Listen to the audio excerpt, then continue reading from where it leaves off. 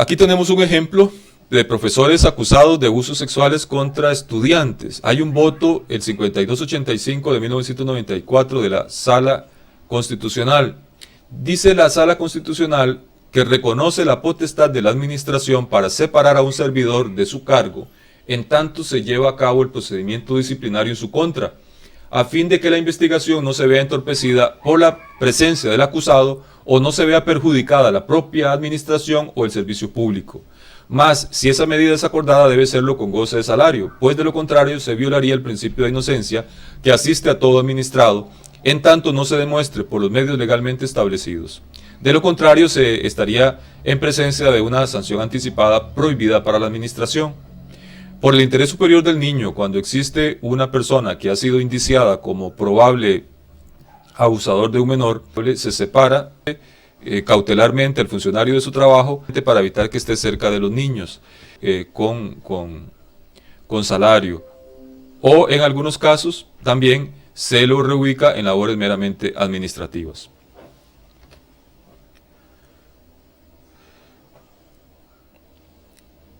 Con respecto al artículo 43 del Estatuto de Servicio Civil del régimen de despido, en el artículo 43 del Estatuto de Servicio Civil se consagra lo siguiente: los servidores públicos solo podrán ser removidos de sus puestos si incurren en las causales que determinan el artículo 81 del Código de Trabajo y el 41, inciso D, de esta ley, o en actos que impliquen la infracción grave del presente estatuto y de sus reglamentos o de los reglamentos interiores de trabajo respectivos.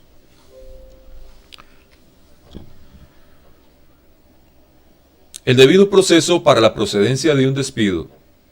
Todo despido justificado se entenderá hecho sin responsabilidad para el Estado y hará perder al servidor todos los derechos que la ley concede, excepto los adquiridos conforme a la Ley General de Pensiones, siempre que se realice con observancia de las siguientes reglas.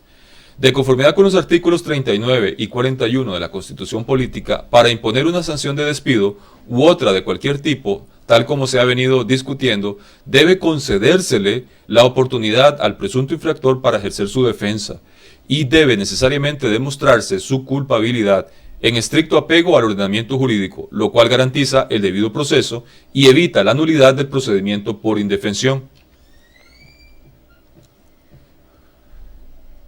En realidad, para estos efectos, el debido proceso es un principio constitucional que abarca una serie de procedimientos a cumplirse obligatoriamente para no dejar en estado de indefensión al denunciado. Entre ellos, los cargos imputados deben ser claros, precisos y circunstanciados. El traslado de cargos debe notificársele efectivamente al accionado, o sea, en forma personal o en su casa de habitación. Debe evacuarse la prueba de descargo aportada por el denunciado. Debe demostrarse fehacientemente la culpabilidad del accionado, es decir, mediante el análisis y valoración de la prueba recabada. No debe quedar dudas de que se cometió la falta. En caso de duda se aplica el principio in dubio pro operario, en virtud de la cual, si existe una duda razonable, debe favorecerse al accionado mediante la absolutoria correspondiente. La instrucción. Plazo de instrucción es el tiempo que debe durar el Departamento de Procedimientos Legales para realizar la investigación. El docente es hasta 3 meses y el administrativo docente es 1 mes. Si transcurrido ese tiempo no se ha concluido la instrucción, debe dictarse a favor del denunciado la caducidad del procedimiento y por lo tanto el archivo del expediente. Es importante indicar que la Sala Constitucional ha dicho que cuando se genera un acto de la administración dentro de un proceso administrativo con miras a un despido sin responsabilidad patronal, se debe entender que ese nuevo acto administrativo interrumpe la prescripción y por lo tanto amplía el plazo correspondiente. Entonces, siempre y cuando la administración en el término de 3 meses no haya ejecutado ningún acto administrativo con ocasión a dicho proceso, estaríamos hablando de que aplica el plazo de la prescripción. Pero si en algún momento, antes de finalizar los 3 meses, la administración ejecutó un acto administrativo con ocasión al debido proceso, eso hace que se interrumpa el plazo de la prescripción y se amplíe. Instancias para el despido de docentes en propiedad. Para docentes en propiedad que han cometido falta grave, el trámite del despido sin responsabilidad patronal es bastante lento y deben agotar las siguientes instancias. Dirección General de Personal del Ministerio de Educación Pública, Tribunal de Carrera Docente, Tribunal de Servicio Civil y Tribunal Superior de Trabajo, en este último caso si se apela la sentencia del Tribunal de Servicio Civil. Acordémonos que en la parte de la administración prevalece el principio de prueba por escrito, entonces es relativamente más fácil comprobar la culpabilidad de un trabajador, pero en materia de los tribunales laborales prevalece el principio del indubio pro operario. En caso de duda se favorece al trabajador. Por lo tanto, es factible que, a pesar de que el ministro o la ministra hayan decretado el despido, un juez determine que exista algún tipo de duda razonable y por lo tanto se decante a favor del trabajador y deje sin efecto el despido de un funcionario docente. Así que esto es muy importante conocerlo.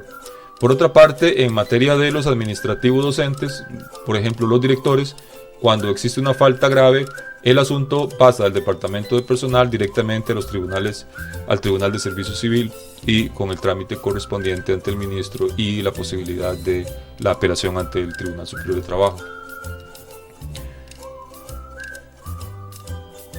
Como norma general, en el trámite de despido para docentes y docentes administrativos, el ministro someterá por escrito a conocimiento de la Dirección General de Servicio Civil su decisión de despedir al trabajador con expresión de las razones legales y hechos en que la funda. La Dirección General de Servicio Civil hará conocer al servidor la gestión de despido y le dará un plazo improrrogable de 10 días contados a partir de la fecha que reciba la notificación a fin de que exponga los motivos tenidos para oponerse al despido, junto con la enumeración de pruebas que proponga en el descargo. Si vencido el plazo determinado anteriormente el servidor no hubiere presentado oposición o si expresamente hubiere manifestado su conformidad, quedará despedido en definitiva sin más trámite, salvo que pruebe no haber sido notificado por la Dirección General de Servicio Civil o haber estado impedido por justa causa para oponerse. Si el cargo o cargos hechos al empleado o funcionario implican responsabilidad penal para él o cuando sea necesario para el buen éxito de la investigación o para la salvaguardia de la administración pública, el ministro podrá decretar en su nota inicial la suspensión provisional del interesado en el ejercicio del cargo, informando a la Dirección General de Servicio Civil. Si se incoare proceso penal o de policía en contra del empleado o funcionario, dicha suspensión podrá decretarse en cualquier momento como consecuencia de auto de detención o de prisión preventiva o sentencia de arresto. En caso de que el resultado de la investigación fuere favorable para el empleado o funcionario, se le pagará el sueldo correspondiente al periodo de suspensión en cuanto al tiempo que haya sufrido arresto o prisión por causas ajenas al trabajo. Si el interesado se opusiere dentro del término legal, la Dirección General de Servicio Civil levantará la información que proceda, a cuyo efecto podrá dictar el secreto de la misma, dará intervención a ambas partes, evacuará las pruebas que se hayan ofrecido y las demás que juzgue necesario ordenar en un plazo improrrogable de 15 días, vencidos los cuales se enviará el expediente al Tribunal de Servicio Civil, que dictará el fallo del caso. A este efecto, si el tribunal lo estima necesario, podrá mandar a ampliar la investigación, recibir nuevas pruebas y practicar todas las diligencias consideradas convenientes para el mejor juicio, gozando de amplia facultad para la calificación y apreciación de las circunstancias que tengan relación con el caso por resolver. En el artículo 44 de la misma normativa se expresa: las partes tendrán un término de 3 días hábiles contados a partir del siguiente al de la notificación del fallo del Tribunal de Servicio Civil para apelar. El recurso se concederá a ambos efectos para ante el Tribunal Superior de Trabajo. El fallo del Tribunal Superior será definitivo y, si se revocare la sentencia apelada, dictará en el mismo acto nuevo fallo y resolverá si procede el despido o la restitución del empleado a su puesto, con pleno goce de sus derechos y el pago a su favor de los salarios caídos. El servidor podrá renunciar a la ejecución del fallo o a la reinstalación a cambio de la percepción inmediata del importe del previsto y auxilio de cesantía que le hubieran podido corresponder y a título de daños y perjuicios de los salarios que habría percibido desde la terminación del contrato hasta el momento en que quede firme la sentencia. Para los docentes interinos que han incurrido en falta grave, la Dirección General de Personal del Ministerio de Educación realiza la investigación. El ministro firma la resolución de cese de interinidad. Aquí solamente cabe el recurso de revocatoria. Tratándose de docentes, ya sean interinos o en propiedad, una vez presentados los cargos, el docente notificado dispone de 10 días hábiles para presentar su descargo ante el Departamento de Procedimientos Legales. Un criterio de los magistrados de la Sala Constitucional. En cuanto al debido proceso para la procedencia de un despido, la potestad de la administración, en este caso correspondiente al ministro de Educación Pública, deriva del artículo 43, inciso D del Estatuto de Servicio Civil, para presentar ante la Dirección General de Servicio Civil la decisión de despedir a un funcionario público. A criterio de los magistrados de la Sala Constitucional, esto no constituye potestades de imperio desmedidas y arbitrarias, toda vez que el ministro deberá presentar su gestión en forma razonada, con expresión de las razones legales y hechos en que la funde, según lo dispuesto en la parte inicial de dicho artículo. Esto es, las causales del despido de un funcionario público están expresamente determinadas por ley, debiendo el ministro o jerarca fundamentar debidamente la decisión de despido de cualquiera de sus empleados conforme lo regula la ley en cuestión.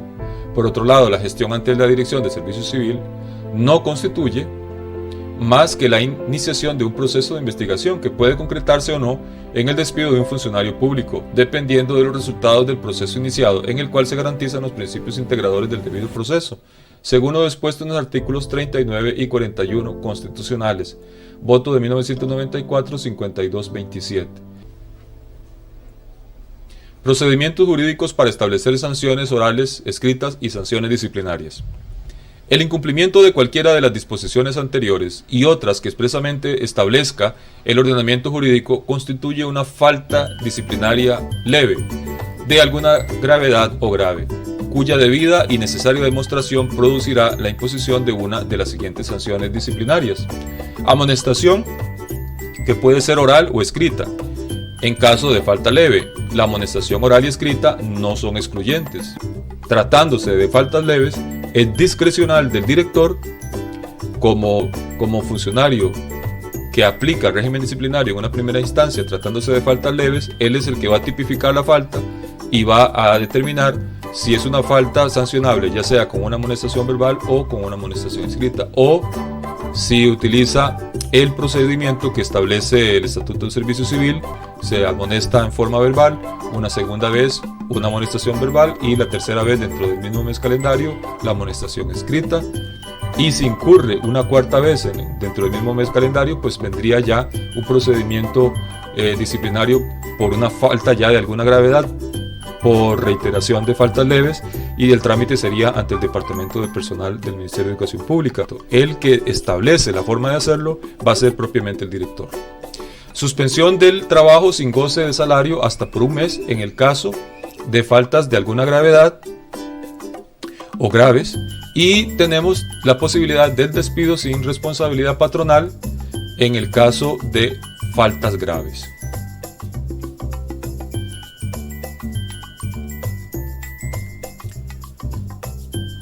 En cuanto a la amonestación verbal o escrita, que se aplica en faltas leves, tenemos que, en resumen, si se trata de faltas leves, el superior inmediato podrá imponer, según su criterio, una amonestación verbal o escrita de acuerdo con los dictados del debido proceso. En ningún caso y bajo ninguna circunstancia, si se está en presencia de una falta de alguna gravedad o grave, el superior inmediato impondrá las sanciones anteriores de amonestación verbal o escrita, porque de hacerlo impedirá que la Dirección General de Personal del MEP o el Ministerio de Educación Pública apliquen una sanción mayor, porque nadie puede ser sancionado dos veces por el mismo hecho, de conformidad con el principio jurídico del non bis in idem. Significa que si un funcionario cometió una falta grave y equivocadamente el director lo amonestó por escrito o lo amonestó verbalmente, ya no puede posteriormente el director elevar el asunto al régimen disciplinario, porque el trabajador en ese caso lo que va a hacer es presentar prueba de que ya fue amonestado, y haría que en ese caso se tenga que decretar el non bis in idem. No se puede sancionar a un funcionario dos veces por el mismo hecho. De toda amonestación escrita debe enviarse una copia a la sección de expedientes del Ministerio de Educación Pública. Contra las amonestaciones escritas cabe el recurso de apelación ante la Dirección General de Personal, quien resolverá en vez definitiva, según el artículo 15 del reglamento de la carrera docente.